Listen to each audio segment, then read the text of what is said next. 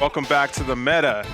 I'm very excited to be joined by Evie and Chris, aka Boop NATO. Man, you Hey. guys, welcome to the show. It's great to be here, man. Good to Mhm. good to see you, and it's good to be able to talk a little bit about Overwatch. Yes, we're Very exciting. we're gonna get into it because Overwatch Season 2, a couple of days away. So right off the bat, let's just jump right in. What are some of your predictions as far as the new season? Because you guys casted contenders, NA contenders. Mhm. There are a lot of storylines there. There are a lot of teams that rolls up. So, what should we be looking forward to as far as season 2 goes? I think it's gonna be a little bit of the same and a lot of difference, right? Yeah. And so, like, I think we're gonna see a lot of the same people on the top side of our rankings at Mhm. the end of the season.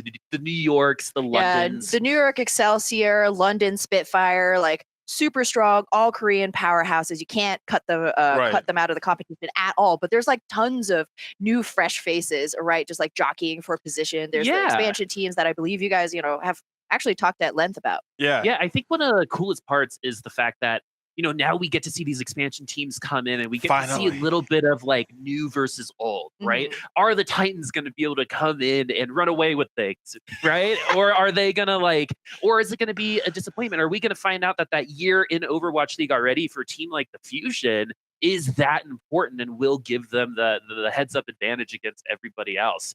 And so that's what I'm really, really excited for is just inherently new storylines with these new expansion teams because no one really knows how they're going to perform. Exactly. That's the thing. It's like Overwatch League, we had an amazing inaugural season, right? You had the 12 original teams. And of course, there were, some at the top and some that kind of trickled, fell down to the bottom, Shanghai Dragons.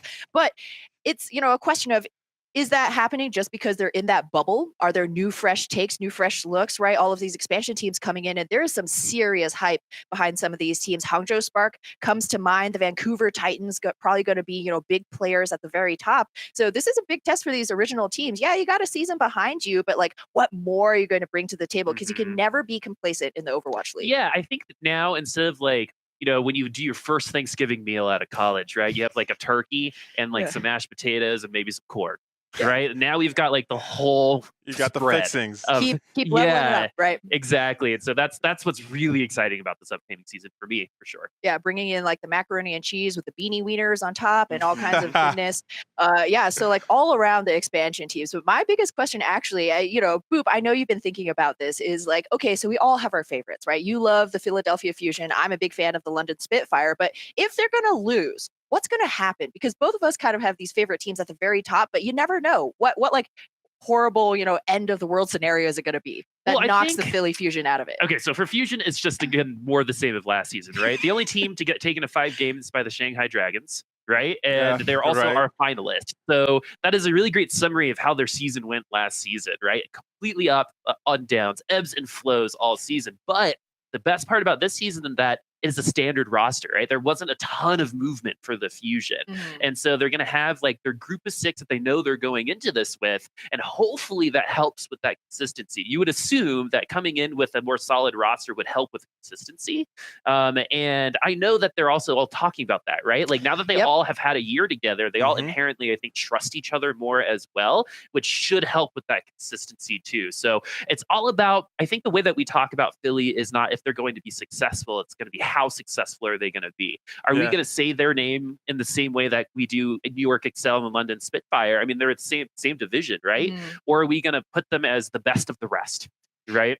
The Fusion have a very unique story in that, of course, NYXL, you have the London Spitfire, they're all Korean rosters, and Philadelphia Fusion made quite the splash with their mixed roster. They actually have the most diverse team in all of the league, a really good representation, I think, of kind of just the community. They have players from 9 different countries. So you got to imagine that, simply just like language barrier, Yeah. right? That's going to be an issue, Yep. right? You have to overcome that. Like even just the food, they all live in the same team house, and they have a team chef. So the support is there, but it's like, oh, are we arguing about do we want pasta? Do we want sandwiches? Do we want kimchi today? Right.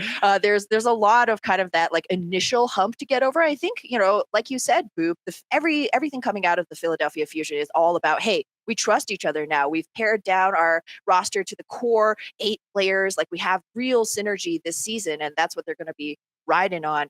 For my favorite team, the London Spitfire, they already kind of they've been living together for a long time. They all come from Korea. They've all played together, for quite some time. But if something catastrophic was to happen to them, I'm guessing like just like a really strong gust of wind. Because I don't know if you guys are familiar with their 2 DPS players, Birdring and Prophet, both of them tiny monster assassins. They're like some of the smallest people I've ever seen, yet so deadly, right? But if like a big gust of wind just blew through, maybe somebody left like a patio door open and just whisked the 2 of them away, then I don't know what's going to happen to the Spitfire. No DPS. I don't like the tank line's great. You got gesture, you got, but like I don't know if they could cover. Wow, what a cop out of an answer, huh? Couldn't Just find saying. anything wrong with your favorite team. I see. Yeah. I'm trying to answer the question to the best of my ability. Just saying. Man, guys, fascinating insights.